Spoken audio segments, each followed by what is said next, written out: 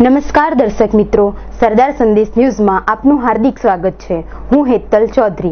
આજે 1 મે એટલે કે ગુજરાતનો સ્થાપના દિવસ। સરદાર સંદેશ ન્યૂઝ પરિવાર સૌ દર્શક મિત્રોને ગુજરાત સ્થાપના દિવસની શુભેચ્છા પાઠવે છે। સાથે આજે ભુજથી પણ સરદાર સંદેશ ન્યૂઝનું પ્રસારણ શરૂ કરવા જઈ રહ્યા છીએ, ત્યારે યોગ્ય સહકારની અપેક્ષા સરદાર સંદેશ ન્યૂઝ ચાહે છે। સૌપ્રથમ જોઈએ આજના મુખ્ય સમાચારો। गुजरात स्थापना दिन निमित्ते गांधीधाम में योजाई रेली। किडाणा में ट्रेक्टर की टक्करे एकनु मौत, एक घायल। तो गांधीधाम एबीवीपीए नेपाळना असरग्रस्तों माटे फंड एकठुं कर्युं। किडाणा में बेकाबू बनेला ट्रेक्टर की टक्करे एकनु मौत, किशोर घायल। जोईए रिपोर्ट।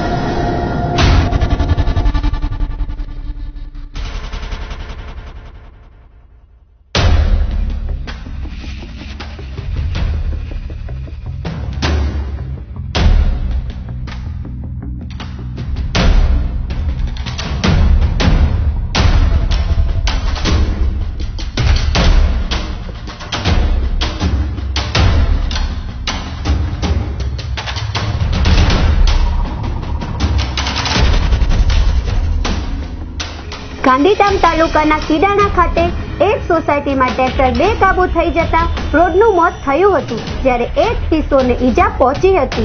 आ अंगे गांधीधाम बी डिविजन पोलीसे जणाव्युं हतुं के गांधीधाम तालुकाना किडाणा खाते आवेली करजीन सोसायटी खाते गुरुवारे बपोरे 1 वागे अकस्मात थयो हतो।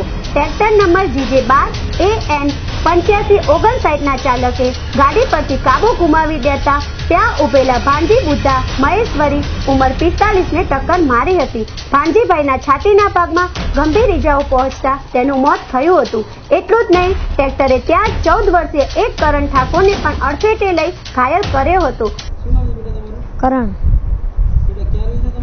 करंजीनगर અમે હું બેઠા હતા અને એક ટ્રેક્ટર વાળો બ્લોક સિમેન્ટ ઉતારીને ફૂલ સ્પીડમાં આવતો તો અમારા પર ચડે નાખી। મામા શાહ ગુલ્લુને મને ને ભાણજીભાઈને। ત્યારબાદ ટ્રેક્ટર બે બાઇક સાથે અથડાયું હતું। પોલીસે ટ્રેક્ટર ચાલક સામે ગુનો દાખલ કરી આગળની તપાસ હાથ ધરી છે। ભરત મહેશ્વરી, સરદાર સંદેશ ન્યૂઝ, ગાંધીધામ। ગાંધીધામ એબીવીપી દ્વારા નેપાળના અસરગ્રસ્તો માટે ફંડ એકઠું કરાયું। જોઈએ રિપોર્ટ।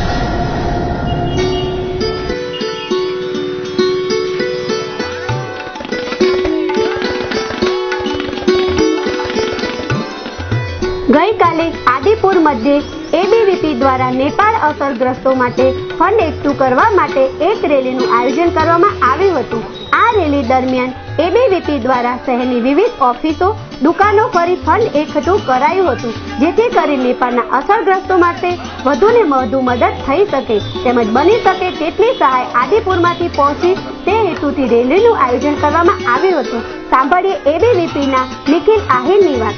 આજે આપણે જે અત્યારે જે નેપાળમાં જે ભૂકંપ આવ્યો છે એમાં લગભગ 4000 થી 5000 લોકો એમાં મૃત્યુ પામ્યા છે અને હજી સુધી પણ કોઈનો આંકડો પણ આપણે ના કહી શકીએ એટલા લોકો હજી પણ અંદર દટાયેલા છે। એટલે ઘણા લોકો બેઘર પણ થઈ ગયા છે આમાં અને ઘણા લોકોનો કોઈનો પણ અતોપતો પણ આજ સુધી નથી ચડ્યો।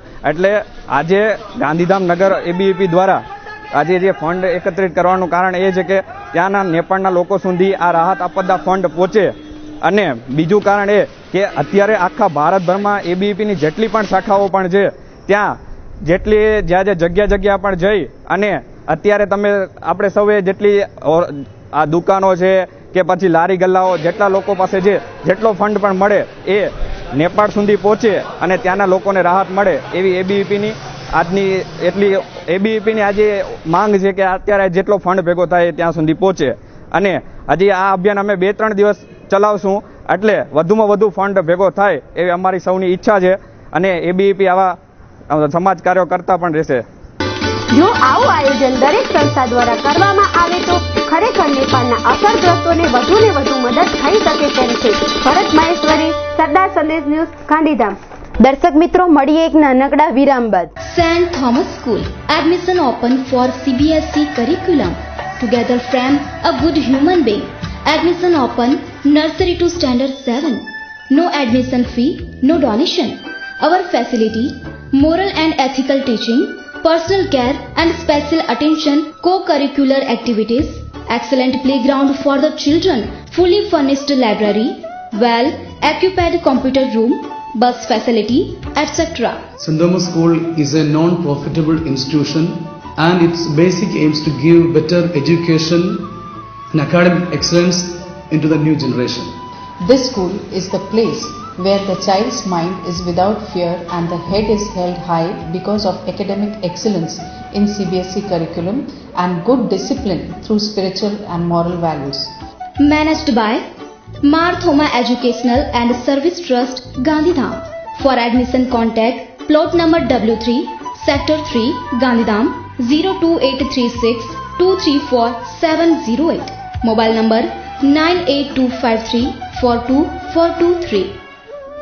Mar Thoma Nagar, Shinai Adipur 94092 28905 9990 06261.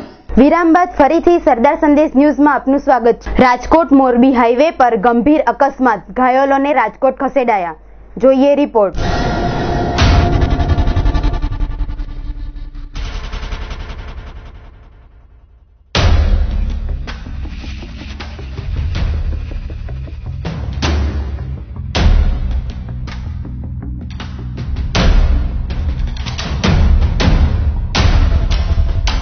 ગઈ મોડી રાત્રે રાજકોટ મોરબી હાઈવે પર રિક્ષા અને સુમો વચ્ચે અકસ્માતનો બનાવ બનવા પામ્યો હતો.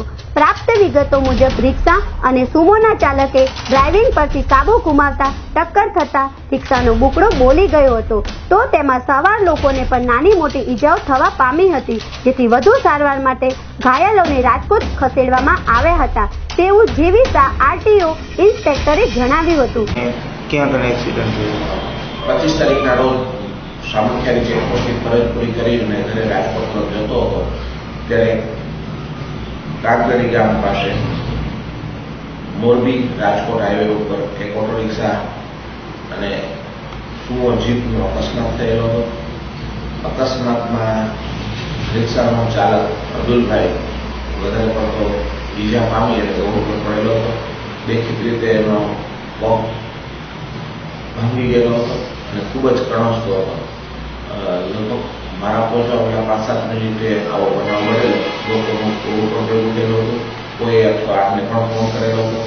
ફરી પાછો 108ને ફોન કર્યો તો એમને જણાવ્યું કે અમે રાજકોટથી નીકળી ગયા છીએ, તો ફાટક પાસે પહોંચ્યા છીએ અને આ 30 કિલોમીટર દૂર હતું. પછી જે ઈજા પામનાર ડ્રાઈવર ખૂબ જ કણસતો હતો. ખૂબ જ એને રિક્વેસ્ટ કરી કે સાહેબ મને જલ્દી કોઈ નજીકના દવાખાને હોસ્પિટલ લઈ જાઓ, ખૂબ જ દુખાવો થાય છે અને ટ્રાફિક પણ બે બાજુ જામ થયેલો હતો. પછી બધાના આંદોલનને કારણે સીધો લઈને રાજકોટ સિવિલ હોસ્પિટલમાં લઈ ગયો. રસ્તામાં એના પરિવારને જાણ કરી. પરિવાર કોઈ ગામડામાં રહેતો હતો. એ લોકોએ કેવું કે અમને આવતા સામાન્ય રીતે 3 કલાક થશે, સીધે સિવિલ હોસ્પિટલમાં જઈ સ્ટ્રેચરમાં લઈ અને એની જે કાંઈ મેડિકલ કાર્યવાહી કરી કેસ બનાવી અને એની ટ્રીટમેન્ટ શરૂ કરાવી. પછી ત્યાંથી એના ફોટા પડાવ્યા.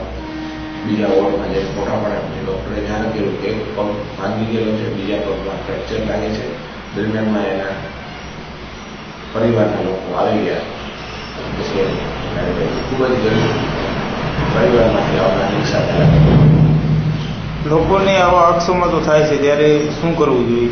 અકસ્માત થાય ત્યારે સૌ પ્રથમ જે કંઈ શક્ય બને તો ઘાયલ થનાર વ્યક્તિને લોકોએ મદદ કરવી છે. લોકોના માનસમાં એવું છે કે આપણે જો કોઈ વ્યક્તિને મદદ કરીએ અથવા તો સાવ નજીક હોઈને પોલીસ સ્ટેશને પેલાને હોસ્પિટલે પહોંચાડીએ તો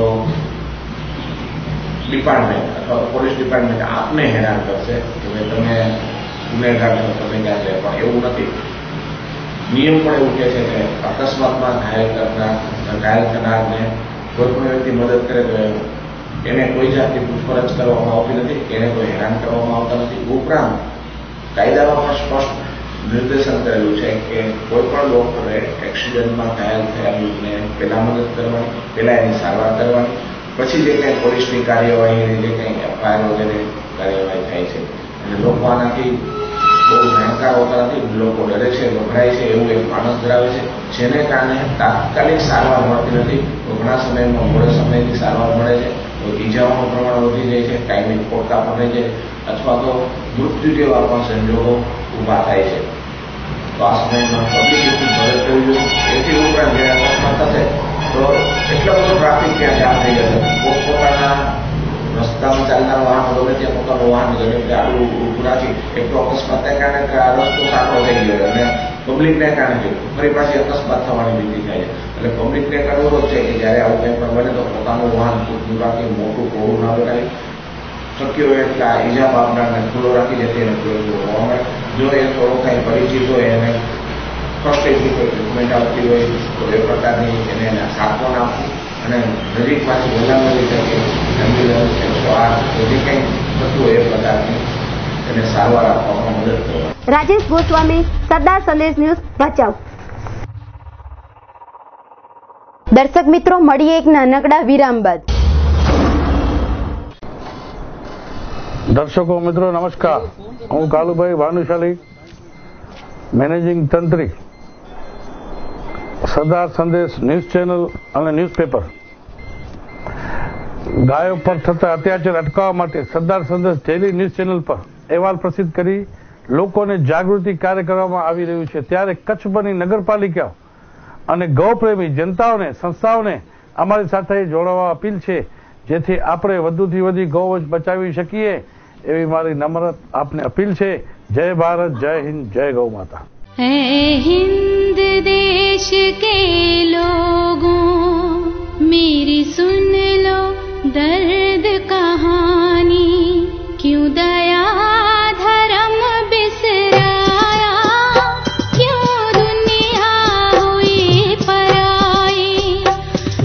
हिंद देश के लोगों मेरी सुन लो दर्द कहानी, क्यों दया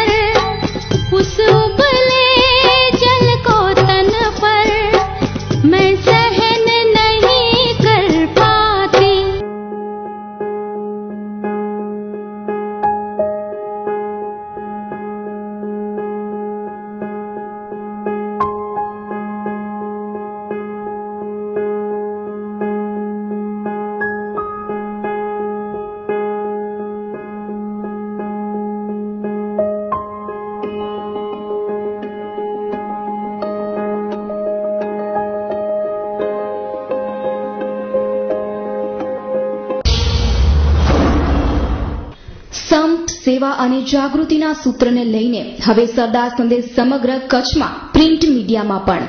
અમારી ન્યૂઝ ચેનલ સરદાર સંદેશને તમારો મળેલો પ્રતિસાદ અને આપ સૌની માંગ તેમજ સહકાર અમને કચ્છમાં પ્રિન્ટ મીડિયાના જગતમાં પણ પગરવ મૂકવા પ્રેરણા આપી છે. કચ્છના પ્રશ્નોને વાચા આપવા માટે હવે ટીવી ચેનલ બાદ અખબાર ક્ષેત્રે પણ અમો સરદાર સંદેશના માધ્યમથી તત્પર છીએ. આશા છે આપ અમને વધાવશો. કચ્છના પ્રશ્નોને વાચા આપવા માટે સવારનું પૂર્ણ કદનું રંગીન અખબાર સરદાર સંદેશ જે હવે તમારા હાથમાં છે. પ્રજા અવાજનો બુલંદ પડકાર એટલે લોકોનું અને જનતા માટેનું સરદાર સંદેશ અખબાર. Managing editor Ashokbhai Jethwani. Develop the hidden skill and potential of your child in academic and extracurricular activities. Doon Public School, Bhuj offers best of best in world-class education. Doon Public School, Bhuj is affiliated to CBSE standard up to 10th grade. Doon Public School, Bhuj, leading choice of parents wishing bright future for their dear children. Modern language techniques at Language Lab, Wi-Fi, multimedia computing facilities, digital library, well-equipped Science Lab, Math Lab to learn calculations without pen, paper and calculator. Art Studio with wide range of mediums and techniques. Doon Public School Bhuj is #1 choice of parents who dream of successful future of their children. For admissions, please call us on 2266631143, 8866431143. Our website www.doonpublicschoolbhuj.com. વિરામ બાદ ફરીથી સરદાર સંદેશ ન્યૂઝમાં આપનું સ્વાગત છે. ભુજમાં મહિલાને ધ્યાનમગ્ન કરી ઘરેણા લૂંટનાર ત્રિપુટી ઝડપાઈ. 5 દિવસ પૂર્વે ભાનુશાલી નગરમાં પરિણીતાને બનાવાઈ હતી શિકાર. જોઈએ રિપોર્ટ.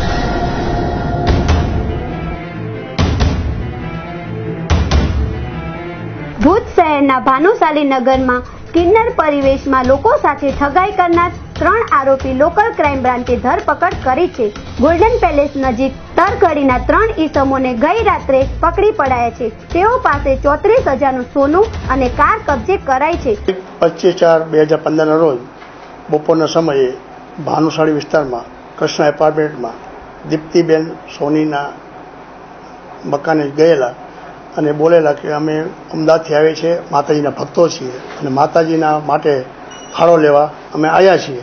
એ બાબતે ધાર્મિક વાતો કરી અને એમને ધર્માદાના પૈસા આપવા માટે કન્વિશન કરી અને દીપ્તિબેન પ્રથમ જે ફરિયાદી પોતાના ઘરે પૈસા લેવા ગયેલા 10 રૂપિયા લેવા માટે અને પાછા આવી પૈસા આપવા જતા જે મૂળ આરોપી છે તે દીપ્તિબેનને કીધું તમારા ઘરમાં માતાજીના આશીર્વાદ ઘણા છે, પણ વધારે માતાજીના આશીર્વાદ લેવા હોય તો હું માતાજીને તમને આશીર્વાદ અપાઈ દઉં તો તમારા ઘરમાં સુખ શાંતિ સમૃદ્ધિ વધે એવું વિધિ કરી આપું.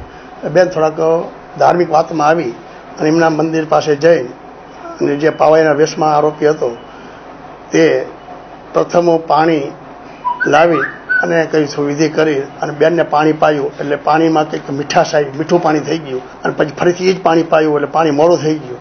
એટલે પોતે કંઈક ધર્મવૃત્તિ જાણે છે એનું મીઠું પાણીનું અને મોડું પાણીનું દાખલો બતાવી એને છેતરપિંડીમાં એને ધાર્મિક વૃત્તિમાં લાવી અને કીધું બેન તમારી પાસે રોકડા પૈસા જેટલા વડે લાવો, હું આશીર્વાદ એવા આપી દઉં કે તમારા ઘરમાં રૂપિયાનો કોઈ પણ વખત ઓછા નહીં થાય અને પૈસાનો વધારો થઈ જશે.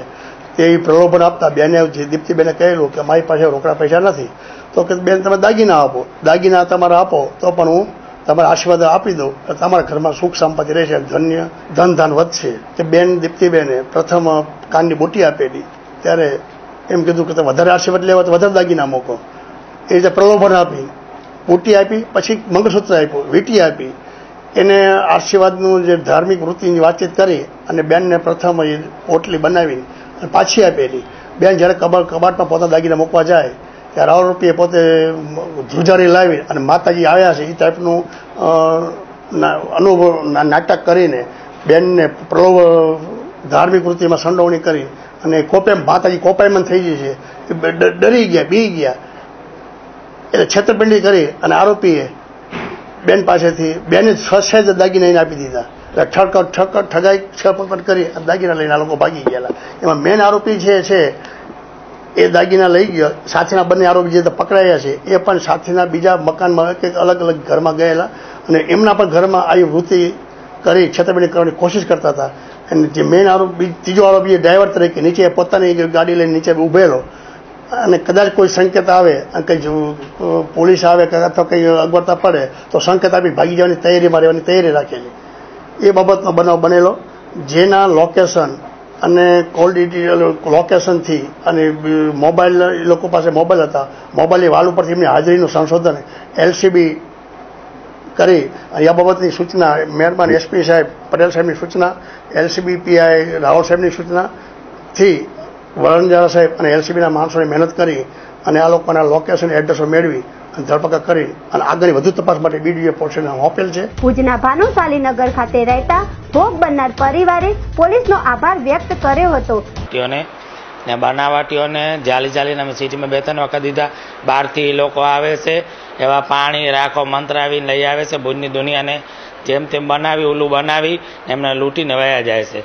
હવે ભુજની દુનિયા અસલી પાવ્યા હોય એમને ઓળખવાના, કોઈ વસ્તુ એમની ખાવાની નહીં, નકલીઓની ખાતા પીતા વિચાર કરવાનો. અમારી શીખ હોય એ અમે ઉંમરેથી લઈને વયા જાય, તમારા ઘરમાં ન આવીએ. ને ભુજની દુનિયા છે ને એ સાવચેતીથી રહેવાનું અને નકલીથી સાવધાન થવાનું. અને પોલીસને અમારે કહેવામાં આવે છે કે હવે નકલી બનાવટીઓને સજા કરતા જાઓ. અનેક વખત અમે જાલીને દીધા છે પણ પાછા છૂટી જાય છે અને પાછો આવો ખેલ કરે છે. ધાર્મિક વિધિના બહાને છેતરતા 3 ઈસમો કે જે B ડિવિઝન પોલીસને સોંપવામાં આવ્યા છે. લોકો આવા સુતારાઓથી ચેતતા રહે તે જરૂરી છે. કિરણ ગોરી, સરદાર સંદેશ ન્યૂઝ, ભુજ. વાહનો ડિટેઇન કરવાની બાબતના આરટીઓ સચિવના પરિપત્રથી પોલીસ તંત્ર, આરટીઓ તંત્ર અને અદાલતો વચ્ચે કોઈ સ્પષ્ટ ન થતા વાહન ડિટેઇન કરવાની કાર્યવાહી થતી નથી. જોઈએ રિપોર્ટ.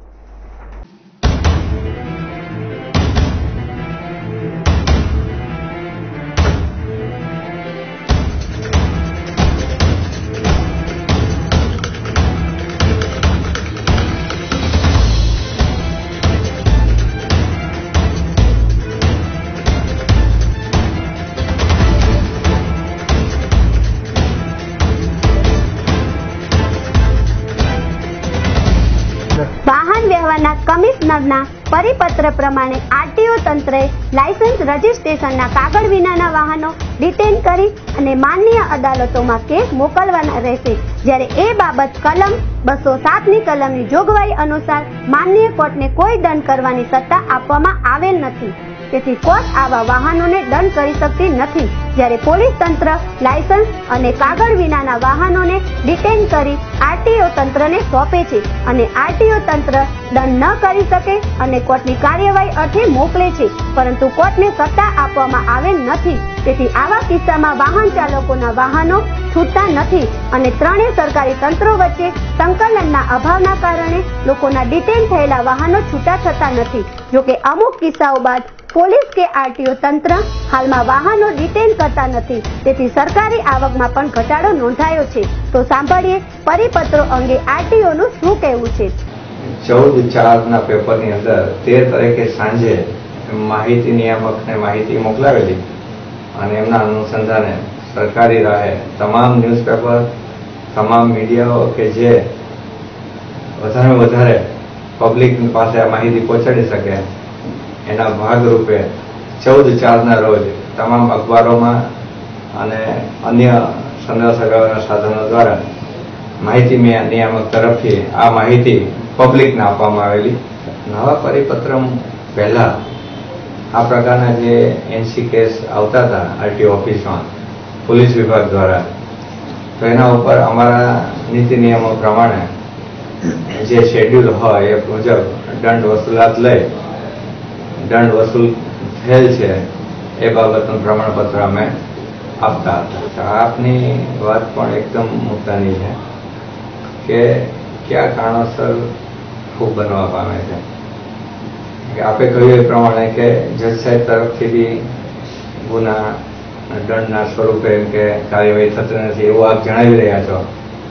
એમાં એવું હોઈ શકે કે હાઈકોર્ટ તરફથી અથવા તો લીગલ ડિપાર્ટમેન્ટ તરફથી હજી સુધી એમને સૂચના અથવા તો એના પરિપત્રના ભાગરૂપે એને જે નકલો મળવી જોઈતી હોય એ ના મળી હોય, એટલે એ પણ એમના ફરજના ભાગરૂપ કાર્ય. જ્યારે વાહન વ્યવહાર કમિશનના પરિપત્ર અંગે વાત કરતા સરકારી વકીલ કલ્પેશ ગોસ્વામીએ જણાવ્યું હતું કે જસ્ટ હમણાં મારું ધ્યાન દોરવામાં આવ્યું છે કે ડ્રાઇવિંગ લાયસન્સ અને રજીસ્ટ્રેશન વગર વાહન ચલાવવા બાબતનું જે પરિપત્ર એક કમિશનરશ્રીએ બહાર પાડ્યું છે વાહન વ્યવહાર વિભાગના ગુજરાત રાજ્ય તરફથી.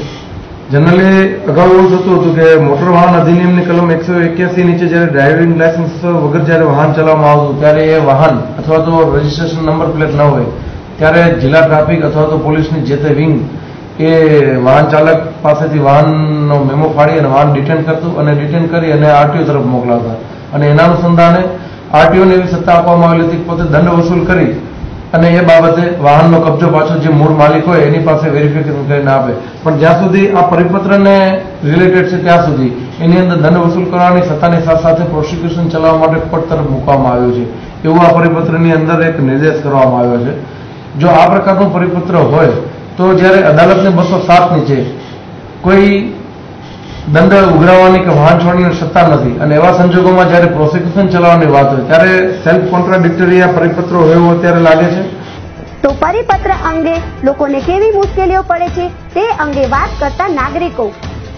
જે ગુજરાત સરકાર દ્વારા વાહન વ્યવહાર કમિશન દ્વારા જે પરિપત્ર બહાર પાડવામાં આવ્યું ગાડી ડિટેન વિશે, હવે એમણે ત્યાંથી ઉપરથી નથી આરટીઓને સત્તા આપેલી કે નથી પ્રાથમિક પોલીસને સત્તા આપેલી. હવે કોર્ટને 207 કલમ હેઠળ જે સત્તા આપી, હવે જો ગાડી લઈ જાય લોકો તો છોડાવવા કોર્ટમાં જવાની. જે પરિપત્ર અનુસાર 207ની કલમ હેઠળ જે કોર્ટને આપી છે કે ગાડી છૂટી કરવાની 207ની હેઠળ, પણ એ જોગવાઈ તો કોર્ટમાં અત્યારે છે જ નહીં. તો હવે અમારી ગાડી ડિટેન થાય તો એની છોડાવવાની સત્તા કોની છે? અને આના કારણે જે આરટીઓને અથવા પ્રાથમિક પોલીસને જે હાલાકી અનુભવવી પડે છે એનું શું કરશે એ લોકો? કોર્ટમાં તો એવું કઈ છે નહીં 207નો નિયમ કે ત્યાં કને છોડાવો. એ લોકો ના કરે તો આપણે ક્યાં જવું? પરિપત્ર બાબતે કહેવાનું એમ છે કે પહેલે આરટીઓમાં સગવડથી છૂટી હતી, કોર્ટ વાળા અહીંયા અગવડતા રૂપ જવાબ આપે છે કે 207ના પરિપત્ર જે છે એની જોગવાઈ નથી, તો હવે ક્યાં જવું આપણે એમ?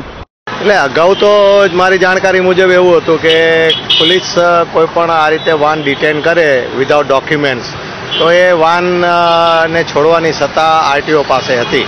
તો હમણાં પેપરની અંદર કશુંક એવું વાંચવામાં આવ્યું હતું કે આ વાહન ડિટેન પોલીસ કરશે, આરટીઓ એનું જે કાંઈ એના મેસેજીસ છે એ કોર્ટને આપશે અને કોર્ટ પાસેથી એ છોડાવવાની. એટલે એકચ્યુઅલી આ તો એટલું બધું લંબાણપૂર્વકનું થઈ ગયું અને ત્રણેય ઓથોરિટી આની સાથે સંકળાયેલી છે અને ત્રણેય વચ્ચે સંકલનનો પણ અભાવ દેખાઈ રહ્યો છે, જેના કારણે લોકોને ખૂબ જ તકલીફો થવાની છે. અને એક રીતે સારું છે કે પેપર્સ અપડેટિંગ થઈ જાય લોકોના વ્હીકલ્સના, એ પણ એક જરૂરી છે બાબત કે એના ઇન્સ્યોરન્સ હોવા જોઈએ, એના ટેક્સ બરોબર ભરેલા હોવા જોઈએ. અને આ બધી વસ્તુને બધાએ ત્રણેય ડિપાર્ટમેન્ટ સાથે અસમંજસ ચાલી રહી એવું લાગે છે. એના કારણે લોકોને તકલીફ ઓછી પડતી. હવે ન્યાયપાલિકા પાસે જાય છે, ઓલરેડી ન્યાયપાલિકા પાસે એટલા બધા કેસો પેન્ડિંગ પડ્યા છે, એમાં વધારો થશે અને લોકો પોતાના વાહન છોડાવવા માટે 2-4 દિવસ 5 દિવસ 10 દિવસ સુધી રાહ જોવી પડે. તો આ હતા આજના સમાચાર. આવતીકાલે ફરી મળીશું આ જ સમય પર, આ જ ચેનલ પર. ત્યાં સુધી હેતલને રજા આપશો. નમસ્કાર.